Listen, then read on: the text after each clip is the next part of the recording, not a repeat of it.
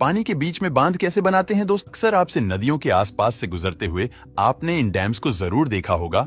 तो क्या कभी सोचा कि आखिर इतनी बड़ी बड़ी नदियों और उनसे बहते हुए पानी के बीच इतने बड़े बड़े डैम कैसे बनाए जाते हैं और कैसे ये डैम्स अरबों लीटर पानी स्टोर करने की कैपेसिटी रख पाते हैं? आखिर किस तरह से इतने ज्यादा पानी के अंदर सीमेंट को रोका गया होगा, और अगर कभी गलती से ये डैम टूट जाए या फिर इन पर कंट्रोल खो दिया जाए तो आखिर कितना नुकसान होता होगा?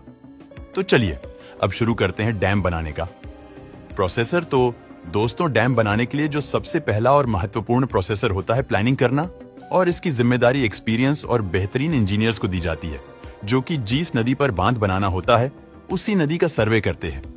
इस सर्वे में वो नदी की गहराई, नदी की चौड़ाई, नदी में मौजूद मिट्टी की क्वालिटी, पिछले 50 सालों में हुई रेनफॉल का डेटा और उस एरिया की जियोग्राफिकल फीचर्स को एनालिसिस करते हैं।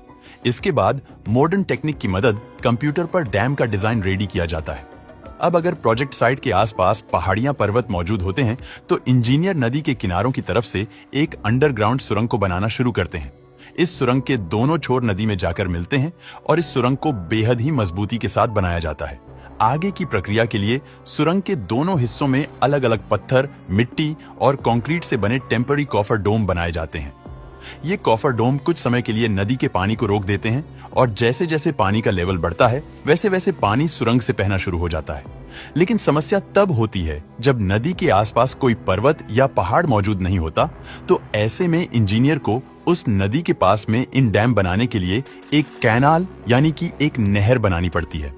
ये कैनाल दूसरे रास्ते से घूमती हुई वापस नदी में ही जाकर मिलती है, और इस प्रोसेस में भी इंजीनियर अपना पुराने वाला तरीका ही इस्तेमाल करते हैं, यानी कि नहर के दोनों सिरों पर ईंट, पत्थर, मिट्टी और कंक्रीट का एक टेम्पररी डैम बना दिया जाता है, जिनकी मदद से नदी के बहते हुए पानी को रोक दिया जाता है और नदी का बहता हुआ पानी अपना रास्ता बदलकर उस नहर में से बहने लगता है।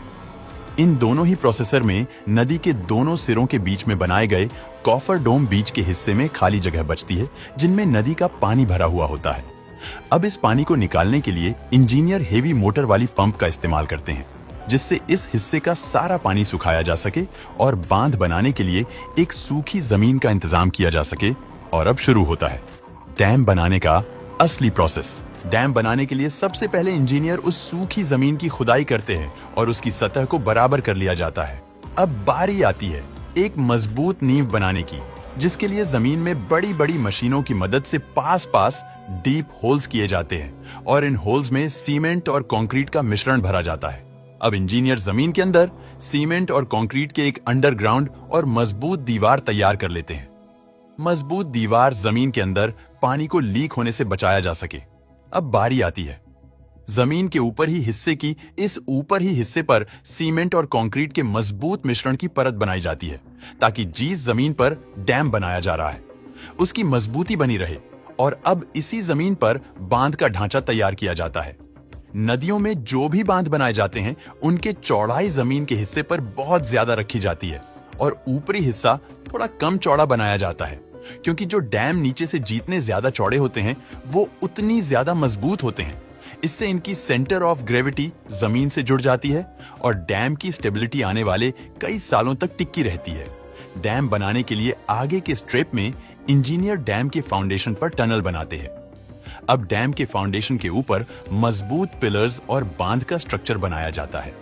उस स्ट्रक्चर को बनाने के लिए डैम के फाउंडेशन पर थोड़ी थोड़ी दूरी पर कई सारे पिलर्स बनाए जाते हैं और इन पिलर्स के बीच में ऊपर से नीचे की तरफ जाती हुई स्पिलवे तैयार की जाती है, ताकि इस रास्ते से बांध का पानी बहता हुआ नदी में निकाला जा सके। इसके बाद बारी आती है डैम पर दरवाजे लगाने की। इन्हीं दरवाजों को खोलकर और बंद करके डैम से बहने वाले पानी को कंट्रोल किया जाता है। इतना करने के बाद डैम बनाने का काम ऑलमोस्ट पूरा हो चुका होता है, जिसके बाद डैम के ऊपर हिस्से को डामर और कंक्रीट की मदद से ढक दिया जाता है और एक मजबूत सड़क बना दी जाती है, ताकि इस डैम में देख रेख आसानी से की जा सके और कोई खराबी होने पर आसानी से रिपेयर की जा सके। अब आप समझ गए होंगे पानी पर डैम बनाना कितना मुश्किल होता है। आपको ये वीडियो कैसी लगी हमें कमेंट करके बताएगा।